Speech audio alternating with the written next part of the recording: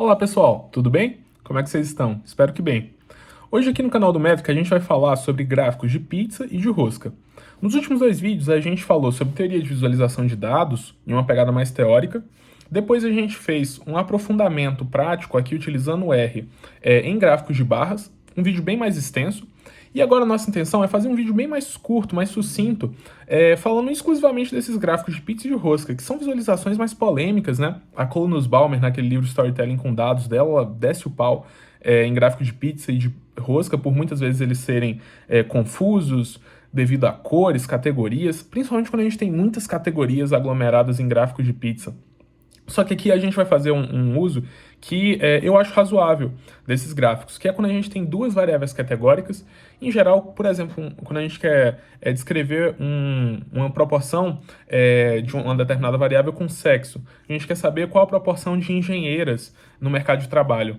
O uso de um gráfico de pizza ele pode ser mais ilustrativo nesse sentido, colocando ali nas proporções percentuais. Então já vamos logo para o nosso script para não perder tempo. A gente vai começar, como sempre, com o nosso ggplot, nosso queridinho da visualização de dados no R, porque ele é muito bom mesmo.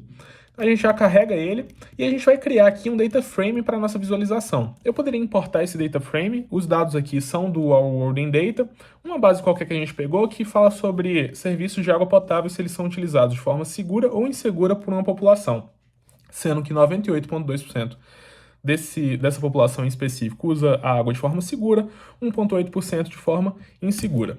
Então a gente cria a base, simples, duas colunas, duas linhas, e aí a gente vai precisar, logo de cara, transformar esses valores que estão em base 100, né, 98, 1,8, em uma base 1. Então, para isso, a gente pega esse vetor de valores numéricos e divide pela soma de todos os vetores. E aí a gente vai ter arrastado a vírgula em duas casas. Agora a gente tem ponto .982 e ponto .018. Ok? Em seguida, o que a gente precisa fazer? Já vem a exclusividade assim do que é produzir um vídeo sobre isso, né? Porque quando a gente está com a mão na massa mesmo, usando o ggplot, o que a gente faz é que a gente quer fazer uma visualização, a gente bate a testa em alguma barreira ali da nossa visualização e aí a gente volta para construir o data frame da forma que a gente precisa mesmo. Aqui, como a gente já sofreu com os problemas de antemão, a gente já sabe que a gente vai precisar definir os limites superiores de cada uma das barras do nosso gráfico de pizza. Esse nome barras pode estar soando estranho para vocês, mas se você parar para pensar, o gráfico de pizza nada mais é do que um gráfico de barras transposto ali de forma que o início e o final da barra ou do retângulo eles se encontrem, né? Mudando ali através de coordenadas polares.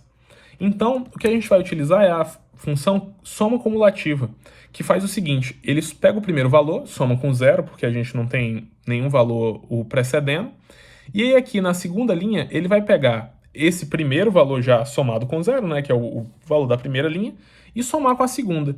Então agora a gente tem um vetor que assume o valor da primeira linha dessa coluna que sobre a qual a gente está aplicando a função, e o segundo assume o valor dessa mais o valor da segunda. A gente poderia fazer isso de forma manual, mas estou mostrando aqui para vocês já terem familiaridade com a função CumSum, cumulative sum também.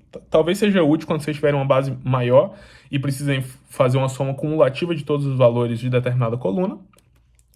E aí, definidos os limites superiores, porque dentro do nosso gráfico, imagina, são duas barras, né? A gente vai precisar dizer para o R onde é que a primeira barra vai começar e terminar, e onde é que a segunda barra vai começar e terminar, porque elas vão estar ali uma sobre a outra. Agora o que a gente fez foi determinar os dois pontos em que elas terminam.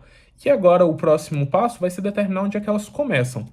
Então, a primeira barra ela vai começar no zero, evidentemente, e a segunda vai começar onde a primeira terminou, porque elas estão uma em cima da outra. Então a gente aqui aplica o comando zero e min sobre o max, né? E aí a gente já tem aqui os limites superiores e inferior. A primeira, né, que é a categoria de uso seguro da água, vai começar em 0, terminar em 982. E a variável de uso inseguro vai começar em 982 e terminar em 1. Show de bola? Agora vamos determinar onde é que os rótulos do nosso gráfico vão ficar. Os rótulos eles vão ficar em cima da pizza. Muitas vezes a gente tem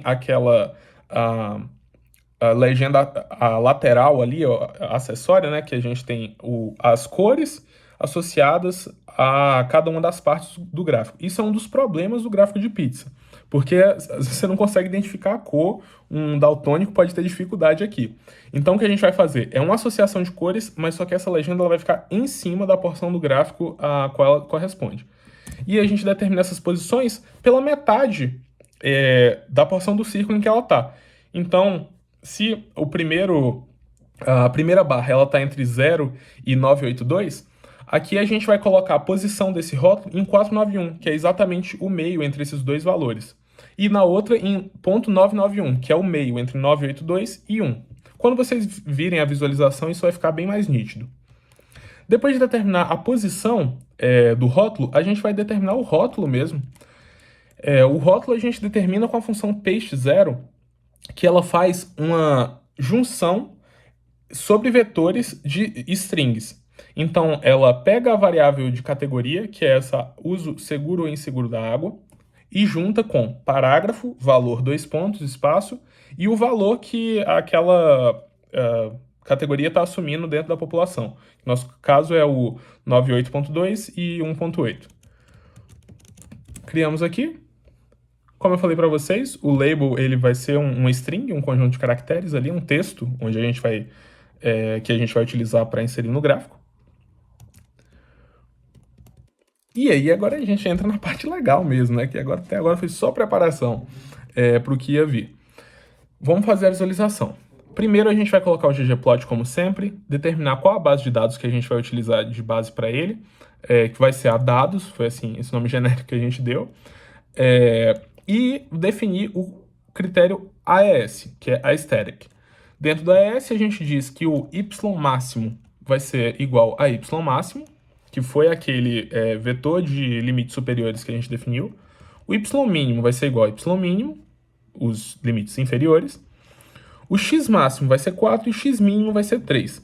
Quando a gente colocar no círculo, eu vou explicar o que significam essas duas variáveis. Mas pensem só, o x vai ser o tamanho dessa nossa barra, porque a gente só tem uma altura, né? E categorias ali dentro. Então a gente pode assumir qualquer valor de x. A gente está dizendo que eles vão ser de 3 a 4. E vocês vão entender por que de 3 a 4. E o preenchimento, o parâmetro fill, ele vai assumir a categoria. Então a gente está falando para ele que, olha, a gente tem essa variável categórica aqui determinada por esses textos, e para cada texto diferente a gente vai ter duas cores. E ele vai decidir essas cores porque a gente não falou quais ele vai usar ainda. E aí a gente coloca, por fim, o geom_rect. A gente vai colocar um retângulo em cima dessa base de gráfico que a gente criou. E aí, o que ele gera? Um retângulo. Um retângulo exatamente dos parâmetros que a gente disse.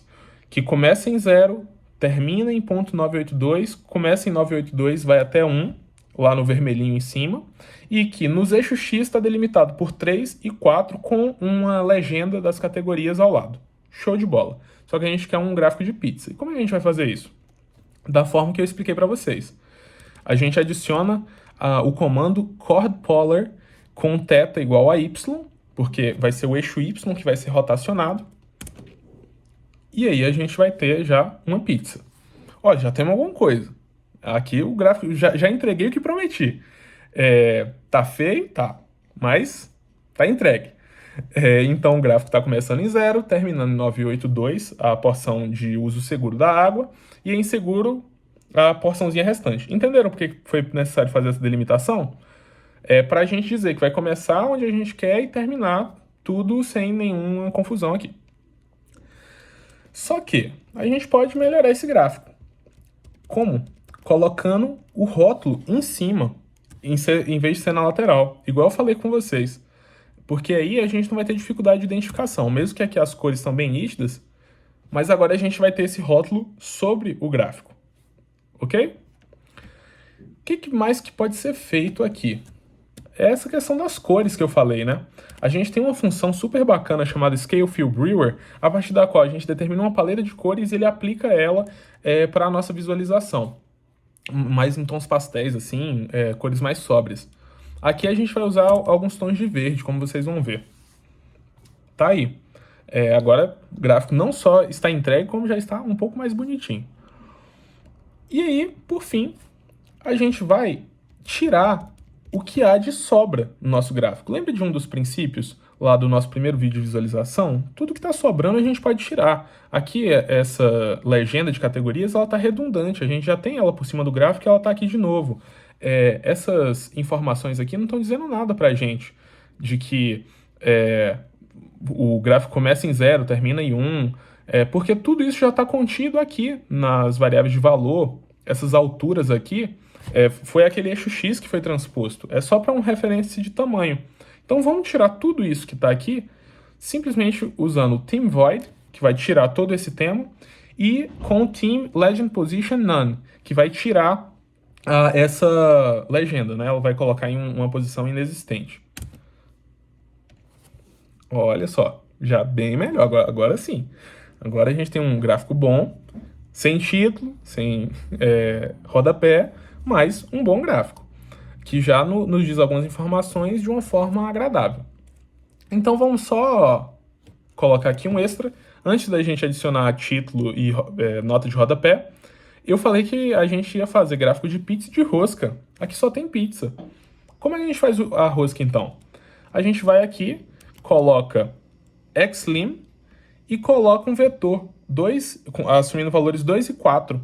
Por quê? A gente disse para o ggplot, aqui em cima, na função as, que o valor mínimo de x que ele iria assumir era 3 e o valor máximo de x que ele ia assumir era 4. Então a gente tem um retângulo que está nesse intervalo que a gente disse.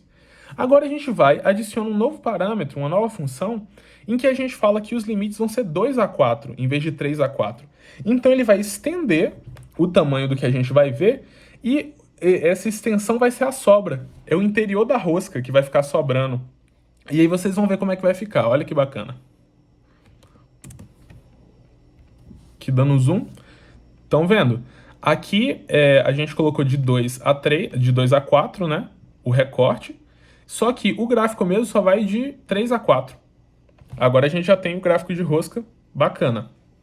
E por fim adiciona os títulos que eu falei com vocês, com as funções digititle. Você fez tudo, esqueceu o título? Digititle, coloca um string, ele vai jogar um título ali em cima para você. E a nota de rodapé a gente coloca com a função labs, usando como parâmetro caption, né, de legenda. No nosso caso, fonte ao wording data. E aí é só rodar. Bacana? Então, por hoje é só, pessoal. A gente tem aí uma visualização de gráficos de pizza, de rosca. Para quaisquer mudanças que vocês queiram fazer de cor, é só mexer nos parâmetros, tá? Usa o Scale Fill Brewer, usa outra função de preenchimento. E aí, como sempre, né? Coloca no Google, coloca no Stack Overflow, no GitHub, que você sempre vai encontrar ajuda. E se nada disso resolver, chama a gente também. A gente espera ter esse tipo de demanda para a gente continuar produzindo vídeos instruindo vocês de alguma forma. Fico por aqui, espero que tenham gostado. Até, pessoal!